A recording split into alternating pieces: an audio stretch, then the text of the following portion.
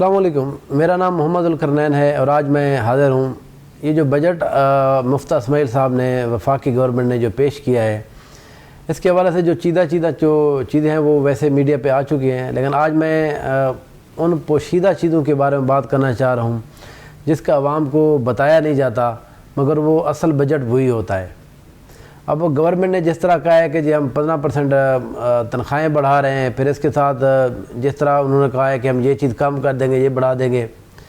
اب ان چیزوں سے کے علاوہ اگر میں بات کروں، جو ہڈن بجٹ ہوتا ہے، جو اس کے اندر چیزیں ہوتی ہیں، جو اصل چیزیں ہوتی ہیں، وہ میں آپ کو اگر بتاؤں تو پہلی بات تو یہ ہے کہ جو مہنگائی ہے ملک کے اندر، جو ابھی 13% کے اوپر ہے، یہ اگلے 3 سے 4 ماہ کے اندر یہ 25% تک ہونے جا رہی ہے۔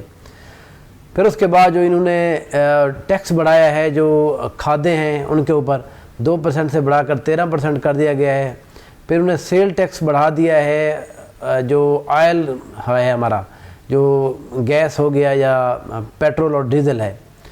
اب اس سے کیا ہوگا؟ اس سے جتنی بھی یہ ٹیکس بڑھ رہا ہے وہ سارا کا سارا بوجھ عوام کے اوپر جائے گا۔ اب انہوں نے IMF کو یہ کہا ہے کہ ہم اس سال میں 750 ارب روپے اضافی وہ ہم ٹیکس کی مد میں اکٹھے کریں گے ڈیزل اور پیٹرول میں سے۔ اب وہ 750 ارب روپے کہاں سے آئیں گے؟ ظاہر ہے جو اب 210 روپے جس کی قیمت ہے پیٹرول کی، وہ آلموسٹ 300 تک ہونے جا رہی ہے۔ وہ ایسا ایسا بڑھائیں گے۔ میرا یہ خیال ہے کہ یہ جو جولائی کا جو منتھ آنے والا ہے، جو 1 جولائی ہے، اس میں تقریباً 30 روپے یہ پہلی دفعہ بڑھانے جا رہے ہیں، پھر اس کے بعد 20 روپے یہ بڑھائیں گے، جو تقریباً 295 روپے تک انہوں نے کرنا ہے، کیونکہ جس طرح کے انہوں نے چیزیں ٹارگٹ کی ہیں وہ بظاہر کسی اور جگہ سے نظر نہیں آ رہا۔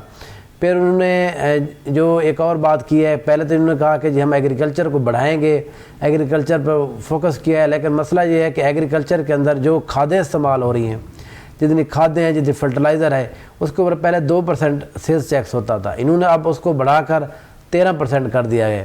اس کا مطلب یہ ہے کہ جب آپ ٹیکس بڑھاتے ہیں تو اس کی پرائسز وہ بھی اوپر جائیں گی، اور اس کا جو ایفیکٹ ہے وہ ظاہر ہے کسان کے اوپر پڑے گا، اور وہ بھی جو چھوٹا کسان ہے بیچارہ، جو پہلے ہی بڑے مہنگائی کی وجہ سے بڑا پریشان ہے۔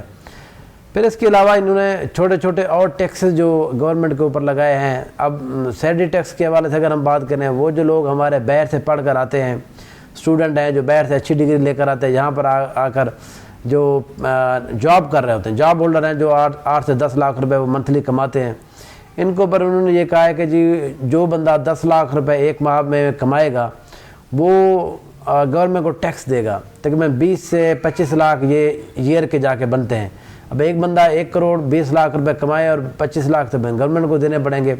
پھر اس کے بعد انہوں نے کہا ہے کہ اگر اس سے بھی تھوڑا سا وہ آگے بڑھ جاتا ہے، یعنی کہ 30 لاکھ اور کما لیتا ہے، اگر وہ 1.5 لاکھ روپے تک کماتا ہے تو وہ اس میں پھر وہ زیادہ اور 10 لاکھ روپے اور بھی اس کو جمع کرانے پڑیں گے۔ یہ وہ چیزیں ہیں جس سے میں یہ سمجھتا ہوں کہ مہنگائی کے حوالے سے مہنگائی اور بڑھنے جا رہی ہے۔ پھر جو انہوں نے کہا ہے کہ 15% ہم جو سرکاری ملازم ہیں ان کی تنخواہیں بڑھنے کا جو انہوں نے اعلان کیا ہے۔ اب اس مہنگائی کو جو 25% ہونے جا رہی ہے، اب اس 25% کو اگر ہم 15% کے حساب سے دیکھیں تو مجھے جو یہ لگتا ہے کہ ریل جو انکم ہے جو سرکاری ملازم کی، وہ تو بظاہر انہوں نے کم کر دی ہے۔ جو چیز پہلے آپ کو 100 روپے کی ملتی تھی، اب وہ آپ کو 125 روپے کی ملی تھی، حالانکہ انہوں نے آپ کی جو تنخواہ ہے وہ 115 روپے کی ہے۔ اس کا مطلب یہ ہے کہ انہوں نے آپ کی تنخواہ میں 10 روپے منع کیا ہے۔ تو یہ ایک ریل جو چیزیں ہوتی ہیں جو مارکیٹ کے اندر ہونے جا رہی ہیں، جو مارکیٹ میں ہوتی ہیں، جو اصل عوام ہے جو اس کو جا کے پتہ چلتا ہے، جو ایفیکٹ ہوتا ہے، ورنہ تو وہ وہی چیزیں ہیں جو انڈسٹریلسٹ کا ایک بجٹ ہوتا ہے، کوئی اچھی چیزیں، بڑی مہنگی چیزیں ان کو کم کر دینا۔ اب انہوں نے یہ کہا تھا جی ہم لگژری جو گاڑی ہیں، جو بڑی گاڑیاں، ان کو ہم بالکل امپورٹ پہ ہم پابندی لگا رہے ہیں۔